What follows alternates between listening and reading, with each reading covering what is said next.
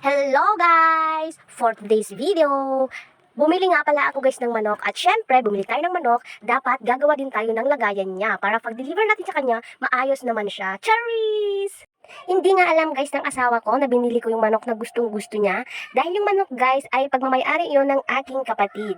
So, kinumbinsi ko yung kapatid ko na bibilhin ko na lang yung kanilang manok dahil nga gustong gusto siya ng asawa ko. Ganon ako guys ka-supportive. Charis!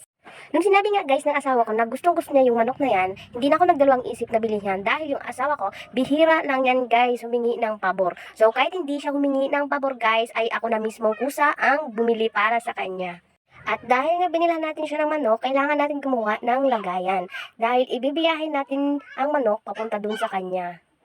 Sa pagbiyahe ng manok guys, kailangan safe din sila. So kaya gumawa na ako guys ng lagayan ng manok. Dahil hindi naman pwedeng bitbitin yan guys habang sumasakay ka sa jeep. Oo guys, magko-commute lang kami guys. Dahil dalawang sakay nga, una sasakay kami ng tricycle, pangalawa sasakay kami ng jeep.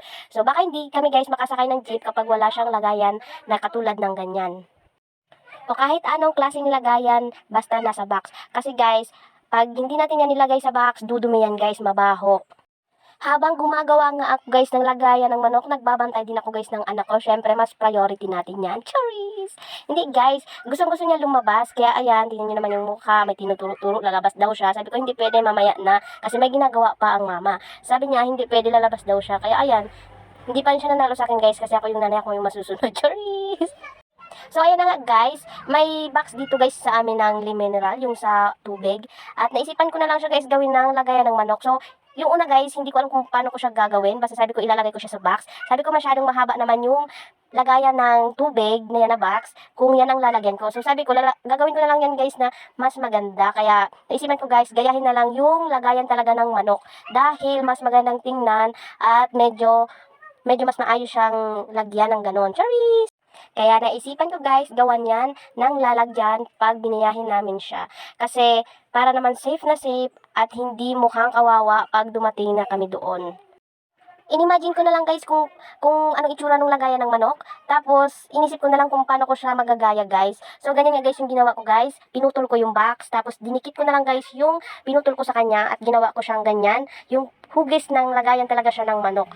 Sobrang tipid niya guys. Glue stick lang pala guys ang ginagamit ko dyan. Pinapasok ko na lang siya guys sa kandila para naman matunaw at madikit siya. Tapos, gumawa na lang ako ng ganyan guys. Dahil hindi namin afford bumili ng lagayan ng manok dahil mahal siya guys. Inimagine ko na nga lang pala guys yung lagayan ng manok na kung paano yung shape niya. So ayun guys, nilagyan ko siya guys sa loob ng apaka na mas maganda kasi may butas siya sa ilalim. Tapos guys, hindi ako nakukontento na ganyan lang yan. Lalagyan ko pa siya guys ng dobleng box dyan sa labas niya. Inisip ko guys na kung ibibiyahe ko siya guys na nakalagay lang sa box, parang kawawa naman siya. So para naman mas magandang tingnan yung lagayan niya guys, talagang ginagaya ko talaga yung lagayan niya ng manok. So ayan guys yung binubuo ko pa lang siya guys, tapos sinisigurado ko guys na talagang dikit na dikit yung mga parts na dinikit ko kanina. At ayun na nga guys, doble talaga yung pagdikit ko dyan, sa labas man o sa loob ng box. Pagkatapos ko nga yan guys mabuo, ay nilagyan ko na din siya guys ng hawakan. So ayun na guys, binutas ko na yung hawakan niya para naman mas magandang tignan guys dahil ganyan din yung lagayan ng manok, may hawakan din, diba? Charis! Yung resulta guys, ang ganda niya. Tipid siya guys sa materyales dahil kandila, glue stick, tapos yung box lang guys ang nagastos ko dyan. Charis! So hindi naman nga pala ako bumili guys ng glue stick at ng kandila dahil meron na yan kami. So ayan, nabuo na siya guys. Hindi pa rin ako nakontento. Nilagyan ko pa yan guys ng ganyan. Dinoblehan ko pa siya guys sa labas ng box para mas presentable siyang tignan. So, mas kumapal siya guys, mas tumibay. First time ko nga itong gawin guys sa buong buhay ko guys, yung gagawa ng ganitong lagayan ng manok. Di ko alam guys na ganito pala yung magiging resulta niya, ang ganda niya. Kaso medyo maliit nga lang siya guys dahil maliit pa din naman yung manok. I think mga 3 buwan pa lang yung manok, pang sabong. Oo guys, pang sabong yon.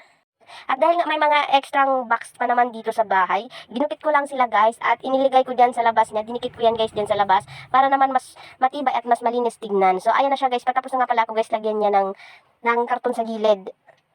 Wala akong kopyahan yan guys dahil nakita ko lang yung lagayan ng manok noong meron yan dito sa amin dati. So, tinandaan ko na lang talaga guys yung itsura ng lagayan ng manok.